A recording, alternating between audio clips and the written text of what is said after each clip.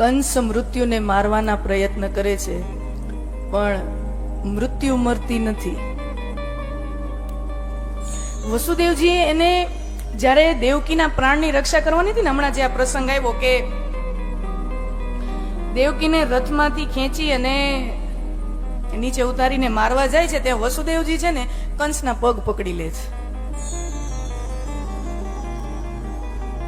કંસના પગ પકડી લીધા અને વસુદેવજીને ખબર છે કે કંસ અભિમાની છે અને અભિમાની વ્યક્તિ પાસેથી આપણું કામ કઢાવવું હોય ને તો નીતિ શાસ્ત્ર એવું કહે છે, અભિમાની વ્યક્તિ પાસે સામ દામ દંડ ભેદ આ 4 પ્રકારે કોઈ પણ કામ કોઈની પાસે કરાવી શકાય. તો નીતિ શાસ્ત્ર કહે છે અભિમાની વ્યક્તિ પાસે કામ કઢાવવું હોય ને તો એના વખાણ કરો, પંપ ભરો. હા, એના વખાણ કરો, કામ આમ થઈ જશે.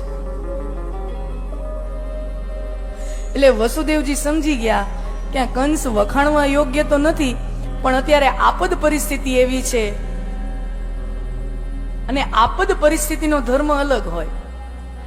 અને દેવકીના પ્રાણની રક્ષા કરવા માટે કંસ હવે વસુદેવજી હવે કંસના વખાણ કરવા, અરે તમે તો આહા મથુરા શિરોમણી, તમે તો આહા આવા શ્રેષ્ઠ રાજા, આવા દાની, આવું મહાન વ્યક્તિત્વ, અને આમ કરીને વખાણ કરીએ જાય તો કંસ થોડોક ઢીલો પડતો જાય. અને પછી આપણે જાણીએ છીએ કે કંસ જે છે એને ઓલી દલીલ ગળે ઉતરી ગઈ કે જેટલા બાળકો થશે હું બધા આપી દઈશ, તારે એની સાથે જે કરવું હોય. દેવકીને છોડી મૂક. અને પછી કંસ અને વસુદેવજી અને દેવકીને કંસે કારાવાસમાં પૂર્યા છે. અને ત્યારે વસુદેવજી એક ટકોર કરે છે, મીઠી ટકોર ભાગવતમાં, કંસ સમજી લે મૃત્યુથી ન બચી શકાય. તને આકાશવાણીનો ભય લાગી રહ્યો છે, હું સમજુ છું. મૃત્યુથી ન બચી શકાય મારા વાલા, મૃત્યુના ભયથી જરૂર બચી શકાય. મૃત્યુથી ન બચી શકાય, મૃત્યુના ભયથી જરૂર બચી શકાય. અને મૃત્યુના ભયથી જો બચવું હોય તો એનો એકમાત્ર ઉપાય છે તું ભગવાનની ભક્તિ કર.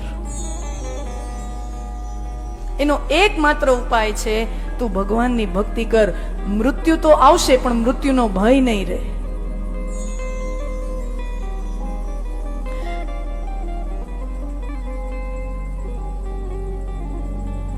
ગ્રીક સંસ્કૃતિમાં એક મહાન વિચારક થઈ ગયા, સોક્રેટિસ. સોક્રેટિસની એક આખી વિચારધારા છે, એક આખી ગુરુ પરંપરા છે. અને પશ્ચિમમાં જેટલું તત્વજ્ઞાન આવ્યું છે, પશ્ચિમમાં જેટલી ફિલોસોફી આવી છે, ઈ આ સોક્રેટિસની ગુરુ પરંપરાને આભારી છે. એક જ ગુરુ પરંપરાને આભારી છે. અને આપણે અહીંયા તો વિવિધ ગુરુ પરંપરાઓ, એટલે કોઈ એક નિમિત્ત નથી, પણ પશ્ચિમમાં ગ્રીક સંસ્કૃતિમાં એમ કહેવાય છે કે સોક્રેટિસ થી ચાલુ થયેલી જે ગુરુ પરંપરા છે એ પશ્ચિમના તત્વજ્ઞાનનું મૂળ છે. અને આપણને ખબર છે કે સોક્રેટિસ સત્ય માટે લડતા રહે છે. સોક્રેટિસનો શિષ્ય પ્લુટોનો શિષ્ય એરિસ્ટોટલ, અને એરિસ્ટોટલનો શિષ્ય એલેક્ઝાન્ડર ધ ગ્રેટ, એટલે સિકંદર મહાન, જે ભારત આ વિશ્વ વિજેતા બનવા નીકળ્યો હતો, સિકંદર રાજા, એલેક્ઝાન્ડર ધ ગ્રેટ જેને કહેવાય છે. આખી દુનિયા જીતતો આવ્યો, પણ ભારતમાં એ ઢળી પડ્યો. ભારતમાં ફાવી શકતો નથી. તો આપણે જાણીએ છીએ કે સોક્રેટિસ હંમેશા સત્ય માટે લડતો રહ્યો, પોતાની વિચારધારા સિદ્ધાંતો માટે લડતા રહ્યા છે. અને જે માણસ સિદ્ધાંત માટે લડતો રહે એને એની કિંમત ચૂકવવી પડે. હા, સિદ્ધાંતો માટે કિંમત ચૂકવવી પડે. અને સોક્રેટિસને કિંમત શું ચૂકવવી પડી? એ સમયના જે ત્યાંના રાજા હતા, એડમિનિસ્ટ્રેશન હતું, વહીવટતંત્ર હતું, રાજા દ્વારા સોક્રેટિસને ઝેરનો પ્યાલો પાઈને એને મારવાની સજા ફટકારવામાં આવી. અને અત્યારે સોક્રેટિસ જેલમાં પુરાયેલા છે. અને એક નિયત દિવસ હોય ને કે અમુક ફાંસીની સજા હોય તો એનો એક નિયત તારીખ હોય, એટલે મૃત્યુદંડની એક નિયત તારીખ હોય ને, તો સોક્રેટિસને ઝેરનો પ્યાલો પાવવાની એક નિયત તારીખ હતી. ત્યાં સુધી જેલમાં પુરાયેલા હતા અને સોક્રેટિસના શિષ્યો પોતાના ગુરુને મળવા આવે અને શિષ્યો બહુ લાખોની સંખ્યામાં હતા. એ સમયે સોક્રેટિસના વૈચારિક પ્રભાવ પશ્ચિમી સંસ્કૃતિમાં બહુ લાખોની સંખ્યામાં લોકો એની સાથે જોડાવા માંડ્યા. અને કોઈ વ્યક્તિની પાછળ લાખોની સંખ્યામાં જોડાવા માંડે તો એ વહીવટ તંત્ર હોય કે રાજતંત્ર હોય એનાથી સહન તો ન થાય સ્વાભાવિક રીતે, કે અમારા ખુરશીમાં બેઠા છીએ, અમારી પાસે સત્તા છે, પાવર છે, અમારું કયું લોકો માનતા નથી અને એક સાધારણ ફકીર એનું બધા માની લે છે. સ્વાભાવિક છે વહીવટ તંત્ર ચલાવી ન લે, ઝેરનો પ્યાલો પાઈને એને સજા ફરમાન કરી જેલમાં પુરાયેલા છે. શિષ્યો મળવા આવે, મુલાકાતીઓને તો છૂટ હોય, શિષ્યો મળવા આવે. એકવાર શિષ્યો આખા કાગળમાં એવી સરસ મજાની યોજનાબદ્ધ કરીને આવ્યા હતા, યોજના બનાવીને આવ્યા હતા કે હે ગુરુ, હે સોક્રેટિસ, આજે છે ને આ જેલમાંથી અહીંયાથી આમ છટકી શકાય, અહીંયાથી આમ બાકોરું બનાવી શકાય, સુરંગ બનાવી શકાય, અહીંયાથી આમ નીકળી શકાય. અમે બધો ફૂલ પ્રૂફ પ્લાન બનાવી દીધો છે. અમે તમને ફલાણી તારીખે જેલમાંથી કાઢી લેશું, તમારો જીવ બચી જશે, તમે મૃત્યુથી બચી જશો, તમે ઝેરના પ્યાલા પીવાથી બચી જશો.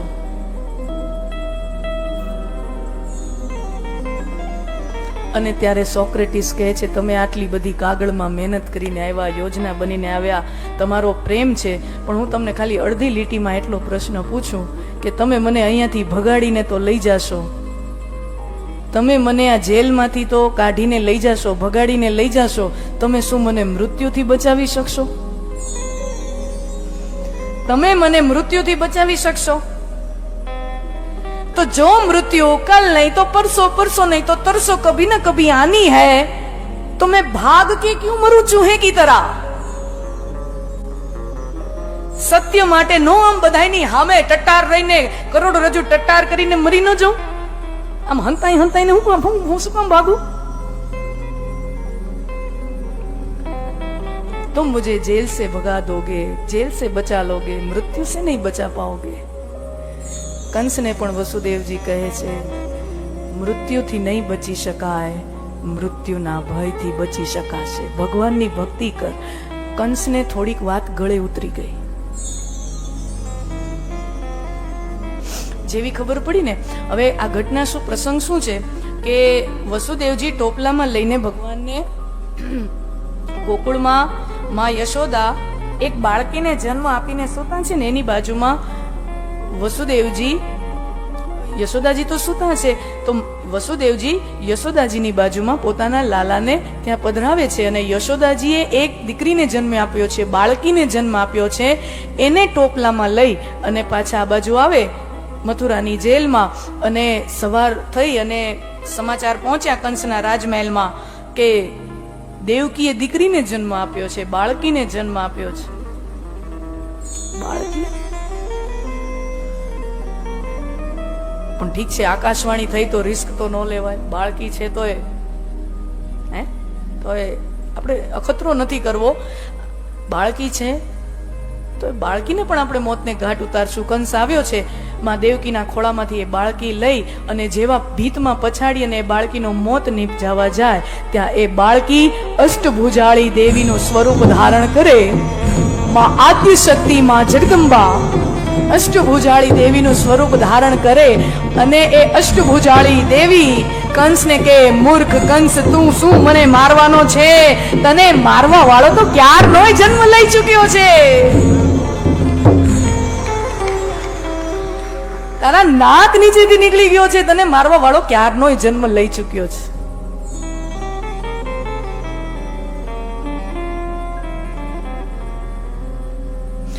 અને પછી વસુદેવજીએ કીધું ભક્તિ કર. અને આ બધો ગભરાટ થઈ ગયો, સમજાય? અને જેવી ઓલી વળી અષ્ટભુજાળી દેવી માતાએ કીધું કે તને મારવા વાળો ક્યારનોય જન્મ લઈ ચૂક્યો, એટલે કંસ ગભરાઈ જાય છે અને નક્કી કરે છે કે હા, વસુદેવજીના વાતો કાનમાં પડઘા આવે છે, ભક્તિ કરવી જોઈએ, ભક્તિ કરવી જોઈએ. કંસને છે ને ક્યારેક ક્યારેક હારા વિચારે આવી જાય છે. હા, કંસ હાવ નકામો નથી, ક્યારેક ક્યારેક હારા વિચારે આવી જાય. સારથી બનવા માટે એ હારો વિચાર આવ્યો, આમાં ભક્તિ કરવી ઈ વિચાર આવ્યો. અને એ વિચાર છે ને પોતાના મંત્રીઓ પાસે રજૂ કર્યો કે આવી રીતે છે ને વસુદેવજીની વાત મને થોડી ગળે ઉતરી છે, મને લાગે છે મારે ભક્તિ કરવી જોઈએ. અને કંસના મંત્રીઓ તો બધા કંસને ઓળખતા જ હોય, કર્મચારીઓ હોય શેઠિયા ન ઓળખતો હોય કે આપણો શેઠિયો કેવો છે. હે ખબર જ હોય કે જે શેઠ ને જી હુજુર, હા સાહેબ, હા સાહેબ, હા શેઠ, હા શેઠ એવું સાંભળવું ગમતું હોય તો નીચે જે કામ કરતા હોય ને એ એમ જ બોલ્યા રાખે, હા શેઠ તમે તો તમે, કારણ કે ખબર છે શેઠ ને એ જ સાંભળવું છે તો એમ જ બોલ્યા રાખે. અને કંસના જે મંત્રીઓ છે એની સાથે કામ કરવા વાળા બધા ખબર છે કે આપણો રાજા કેવો છે. એ અત્યારે ભલે સાત્વિક બધી વાતો કરતા હોય પણ અંદર તો માય એને અભિમાન જ ભર્યું છે. એટલે હવે કંસના મંત્રીઓ એનો પાનો ચડાવે છે.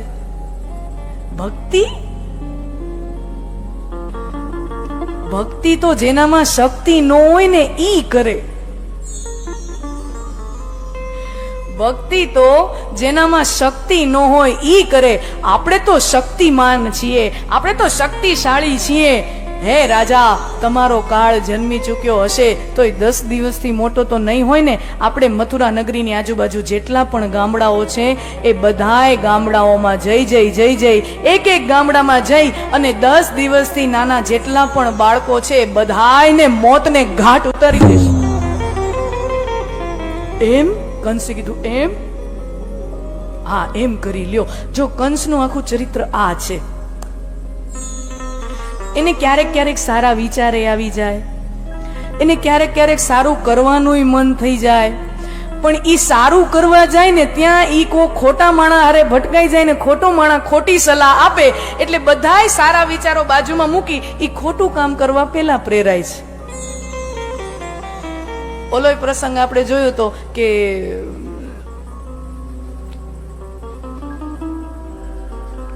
નારદજી આવ્યા અને કંસને તો દયા થઈ ને કે વસુદેવજી પેલું બાળક લઈને આવ્યા અને જતું કર્યું, 8મું આવે એ મને આપજો ને, આ નથી મારવું.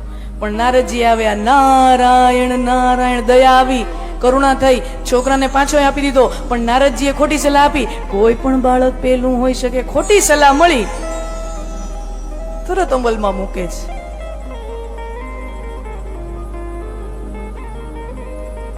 અહીંયા પણ વસુદેવજી પાસેથી સારી સલાહ મળી, સારી સલાહ ઉપર આચરણ કરવાનું મને થાય છે, પણ ખોટા માણા હારે બેઠો ને ખોટી સલાહ આપી તો સાચી સલાહને સાઈડમાં મૂકી ખોટી સલાહ ઉપર આચરણ કરવાનું મન કંસનું પહેલા થાય છે.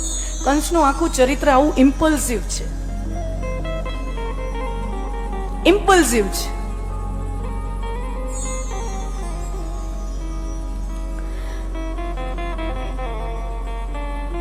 આપણને ખબર છે કે વસુદેવજી ટોપલામાં લઈ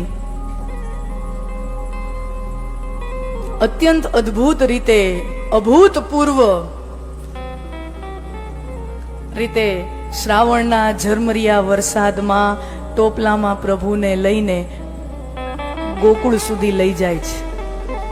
હવે જુઓ, એક તો શ્રાવણ મહિનો, રોહિણી નક્ષત્ર, સમજો એમાં કૃષ્ણ પક્ષ, અંધાર્યું પખવાડ્યું જેમાં ચંદ્રમા ઘટતા જાય. કૃષ્ણ પક્ષ એટલે અંધાર્યું પખવાડ્યું. અને એમાંય વરસાદ વરસે છે એનો મતલબ વાદળાઓ ઘટાટોપ હશે. કાળી અંધારી મધ્યરાત અને વાદળાઓ હોય એટલે ના ચંદ્રમા દેખાય, ન તારાનો પ્રકાશ દેખાય. તો ભગવાન આ કથા દ્વારા, લીલા દ્વારા એમ કહે છે કે જીવનમાં જ્યારે ઘોર અંધકાર છવાઈ ગયું હોય, નિરાશા છવાઈ ગઈ હોય, આશાનું કોઈ કિરણ ન હોય, ચંદ્રનું કોઈ કિરણ ન હોય, તારાના ટમટમિયા આશાની કોઈ કિરણ ન હોય, ત્યારે પણ તું મને મસ્તક પર ધારણ કરી લેજે. ચંદ્ર નહીં હોય પણ કૃષ્ણ ચંદ્રનું પ્રાગટ્ય અવશ્ય થશે. ચંદ્ર નહીં હોય પણ કૃષ્ણ ચંદ્ર અવશ્ય પ્રગટ છે. ટોપલામાં લઈ અને માર્ગમાં યમુનાજીનો પ્રવાહ આવે છે. આપણે જાણીએ છીએ યમુનાજીનો જળસ્તર બ્રહ્મ તત્વ મારી વચ્ચેથી પસાર થઈ રહ્યું છે. આહા, પ્રભુ મેરે बीच में से गुजर रहे हैं. और मैं उनका स्पर्श भी ना पाऊं। ભાગવતજીની પોથીને લઈ જતા હોય ને તો આપણને આમ સ્પર્શનો આનંદ થાય ને, પોથીનો સ્પર્શ કર્યો, પોથીનો સ્પર્શ, આહા હા હા, એ આનંદ ઘન સચ્ચિદાનંદ કૃષ્ણ નંદ એ જ્યારે આહા હા યમુનાજીની મધ્યમાંથી પસાર થતા હોય तो यमुना जी ની અંદર એવો ભાવ, બ્રહ્મ તત્વ મુझसे પસાર हो रहा है, मैं स्पर्श भी ना करूं। आपने खबर है यमुना जी जलस्तर વધાર્યા और प्रभु जानते हैं यमुना जी मार्ग नहीं देंगे, स्पर्श चाहिए उनको। અને આપણે ખબર છે કે ભગવાને ટોપલામાંથી જમણા પગનો અંગૂઠો બહાર કાઢ્યો છે અને યમુનાજીને સ્પર્શ પ્રાપ્ત થયો છે। બહુ સુંદર મધુરી કથા છે, બહુ સુંદર લીલા છે। વસુદેવજી ગોકુળ જાય છે અને વચમાં યમુનાજીની ધારા આવે એટલે લક્ષ્ય એક છે, લક્ષ્ય છે ક્યાં પહોંચવું છે અને એમાં યમુનાજીની ધારા એક વિઘ્ન બની રહી છે, એક પ્રતિકૂળતાની ધારા વિઘ્ન બની રહી છે। પણ જીવનમાં જેટલી પ્રતિકૂળતાઓ આવે, વિઘ્નો આવે, સમસ્યાઓ આવે, જો એને પરમાત્માના ચરણોમાં સમર્પિત કરી દો તો એ સમસ્યાઓમાંથી પણ આગળ જવાનો રસ્તો ભગવાન આપી દે છે।